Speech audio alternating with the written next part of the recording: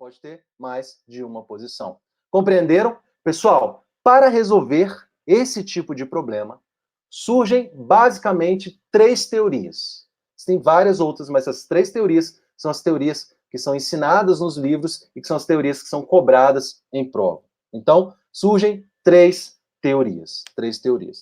Luz, quais seriam essas teorias? Anotem essas teorias que diferenciam atos preparatórios de atos executórios. Por gentileza, coloquem aí atos preparatórios versus atos executórios. Letra A de como é bom estudar direito penal no domingo à noite. Coloquem aí, por favor. Letra A, teoria objetivo formal, ou critério objetivo formal, de Belling. Belling. B-E-L-I-N-G. Belling. Belling dizia o seguinte: há crime tentado quando o sujeito inicia o verbo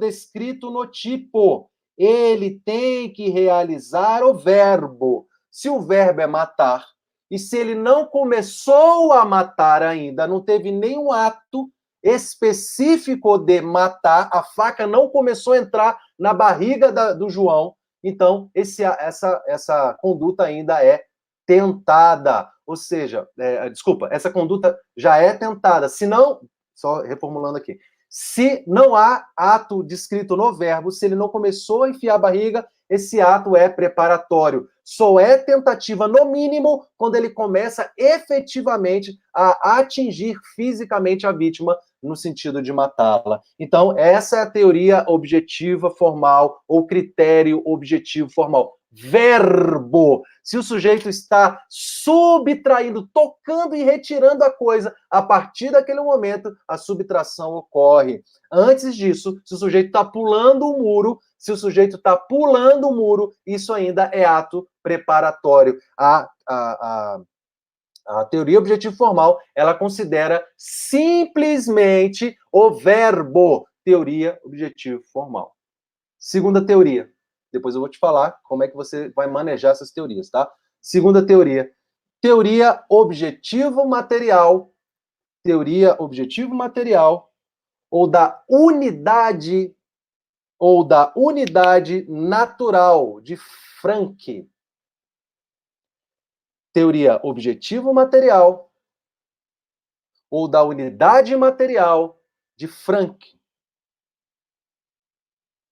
Bom, para essa teoria, ela tenta corrigir a teoria objetivo formal, dizendo, não, calma, a gente não pode ser tão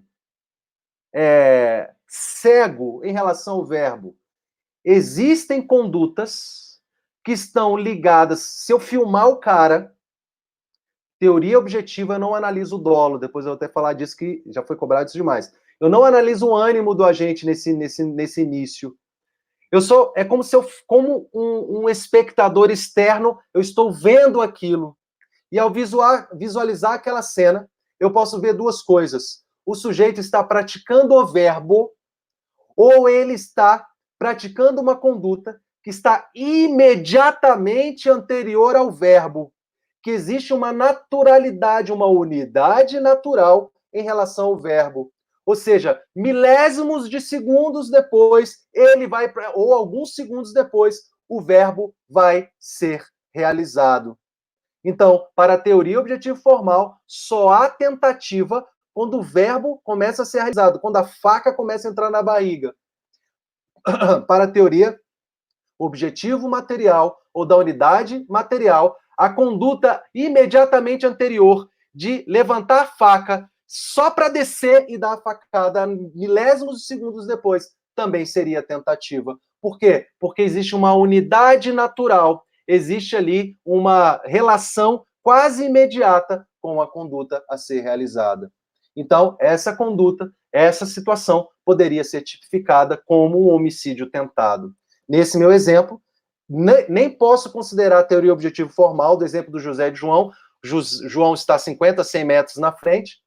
O sujeito levanta a faca, mas eles estão muito distantes. Então, não há nem a teoria objetivo formal e também eu não posso falar em teoria objetivo material, Por quê? Porque a teoria objetiva material, ela tem que ser aquela ação que milésimos de segundos depois vai ter como consequência a relação do tipo penal. Interessante, né? Eu vou até achar que, se eu conseguir abrir... Ixi, travou meu computador. Bom, queria muito abrir aqui para mostrar uma questão aqui para vocês. Deixa eu ver se eu consigo. Tá, acho que eu consigo aqui. Quer ver? Ó, uma questão sobre esse tema que foi cobrado. Deixa eu ver se eu acho aqui.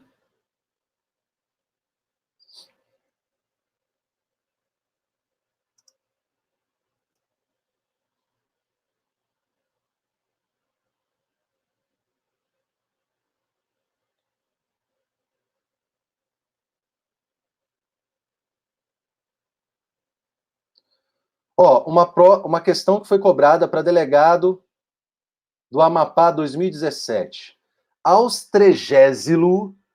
Nossa, que nome. Austregésilo, verbalizando seu ânimos necandi, seu dolo de matar, aponta uma arma de fogo municiada para Aristóteles.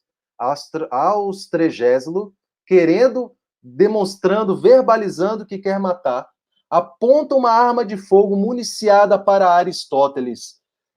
O Aristóteles, entretanto, consegue entrar em luta corporal com o Astrogésilo, apossando-se da arma de fogo antes do acionamento do gatilho. Considerando o caso proposto, é correto afirmar que, pela teoria objetiva, há homicídio na forma tentada, independentemente do plano do autor. Há homicídio na forma tentada. Para a teoria objetiva, a teoria objetiva formal, para a teoria objetiva pura, se eu apontar a arma, há tentativa de homicídio? Não há tentativa de homicídio. Então, esse item está errado. Viram a importância? Então, a teoria objetivo formal, a teoria objetivo material, ela analisa só a conduta em si. Eu não analiso o ânimo do agente, eu não analiso o plano dele, eu só verifico aquilo como espectador externo. Uma terceira teoria é a teoria subjetiva limitada, anotem aí, teoria subjetiva limitada ou teoria do plano do autor. Teoria subjetiva limitada ou teoria do plano do autor. Essa teoria, ela pretende examinar aquela ação de acordo com o plano, com a ação planejada ou a ação intentada pelo agente. A depender, eu tenho que analisar fato por fato. Cada fato é uma situação diferente. E eu sempre vou ter para o agente o que você quis e o que você conseguiu. Qual era o seu plano? Então, naquele exemplo do sujeito que pula o muro, está no quintal e o plano dele é furtar a casa, mas chega o dono da casa ou chega a polícia, ele tem que fugir. Para a teoria do plano do autor, ou teoria subjetiva limitada, essa conduta é considerada tentativa. Preste atenção que, pela teoria objetivo formal, ela não seria um crime tentado. Pela teoria objetivo material, só se aquela conduta tivesse muito próxima ao início de execução. Já a teoria subjetiva limitada, ela amplia as possibilidades de tentativa ao dizer, não, eu não considero somente a execução do verbo, o que eu tenho que ou condutas imediatamente anteriores à execução do verbo, eu tenho que considerar também qual é o plano do autor. Daí entra aquele exemplo do cadeado que eu dei no início. Essa teoria resolve a situação do cadeado. Qual é a situação do cadeado? O sujeito tem como modus operandi praticar furto mediante arrombamento. Ele chega na casa, arromba o cadeado, ele deixa o local e horas depois ele volta. A tentativa, se ele for preso antes de retornar, para a teoria subjetiva limitada do plano do autor, a tentativa. Por que a tentativa, gente? Porque dentro do plano dele, sair do local e voltar estava inserido como a execução do crime. Se isso está considerado como execução no plano do autor, isso já é início de execução. Entenderam? Então, essa é a teoria do plano do autor. Lúcio, qual é a melhor teoria? A doutrina não se pacifica. A doutrina não se pacifica. Mas eu concordo com o professor Luiz Flávio Gomes no seguinte sentido. Você sempre parte da teoria objetivo formal. Por quê? Porque ela é a mais legalista. Você sempre tem como parâmetro a teoria objetivo formal.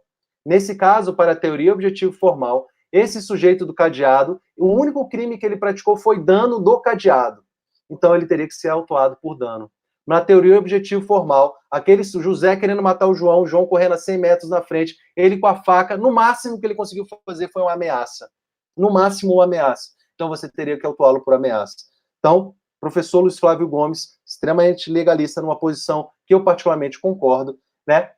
Você deve partir da teoria objetivo formal. E só como a teoria objetivo formal ou teoria objetivo individualizadora, ela não resolve o problema, aí sim você parte para outras soluções. Beleza? Mas para a prova, saiba, conheça essas três teorias.